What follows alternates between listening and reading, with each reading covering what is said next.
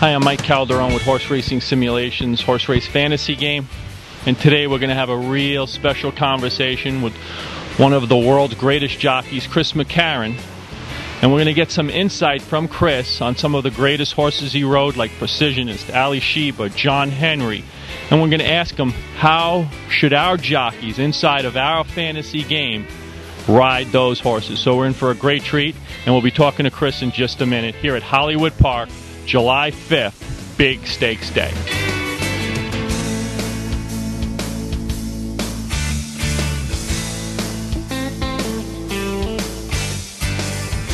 Hi, Mike Calderone with Horse Racing Simulations, and today I'm here with a very special guest, one of the nation's leading jockey of all times, Chris McCarron. And Chris, welcome, and thanks for taking the time with us today. Thank you, Mike. Appreciate it. We just spent a few minutes with Chris showing him our simulation game, and Chris, first of all, what do you think overall?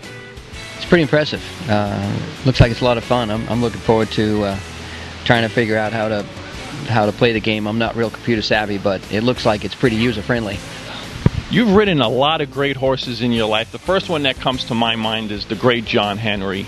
And we feature a lot of these great horses inside of our game. If we could just talk about some of these horses and maybe give some of our young jockeys hints on how to ride these horses in the game, that'll be great. Maybe we can start with John Henry, a little bit about him and how our jockeys should ride him inside the game, and what to avoid and what to do and what not to do.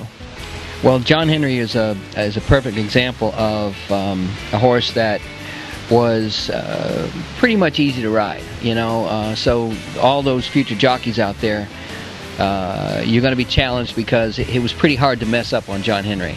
He was such an outstanding individual, such a great athlete, and such a determined athlete. He always wanted to win, so it was pretty hard to mess up on him. However, I will say, though, he almost never ran the same type of race in a row. You mentioned some other great names, and one of the greatest horses I remember is Ali Sheba. I mean, that horse just blew my mind. Inside of our game, how would you tell our fans to ride that horse? Ali Sheba was a horse that didn't want to be rushed. You know, you come out of the starting gate and kind of let him place himself. Usually it was further back than mid-pack, especially early in his 3-year-old season. He would come from way behind, as he did in the Derby and the Preakness. But later on, when he turned 4, he came out of the gate running a little bit more aggressively and showed a little bit more speed and would lay closer to the pace than he would as a 3-year-old. But he was the type of horse that didn't want to be hit a lot. You know, you could hit him to encourage him to go on when it came time, but he was not a horse that wanted a lot of stick. So when you're riding him, be careful. You come down through the lane, you hit him, he'll pin his ears, he'll raise his head a little bit like that and say, don't do it again. But he'll go ahead and give you everything he's got. He was a very competitive horse. It was about Precisionist, another great race horse. Precisionist was, in my opinion, just had a super turn of foot. Well, he certainly did. Precisionist was a very brilliant racehorse. He won stakes. He won Grade 1s going from 3/4 of a mile all the way up to 1.25 miles. Just an incredibly wonderful racehorse. A lot of intelligence as well. When he was a 2-year-old, he was always real nervous on the racetrack and would expend a lot of energy before he'd go out and breeze or race. But Ross Fenstermaker did a marvelous job with him, getting him to settle down in the mornings, which caused him to settle down in the afternoons, which enabled him, that settling down enabled him to carry his speed over distance of ground. He was really cut out to be a miler. 7/8 of a mile or a mile was his really best distance. But he became such a cooperative racehorse over time that he was able to go ahead and carry his speed over 1.25 miles, where he beat Greenton and Gate Dancer in the Stroob. He won the swaps here at Hollywood Park, going 1.25 miles. He ran 2 minutes flat or something like that, and drew off at the head of the lane like a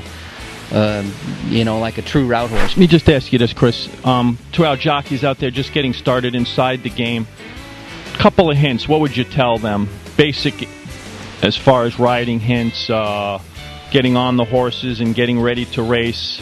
What advice would you give them when they're playing in the beginning and they're not winning a lot of races, or they're exerting too much energy in the beginning? What advice can you give them?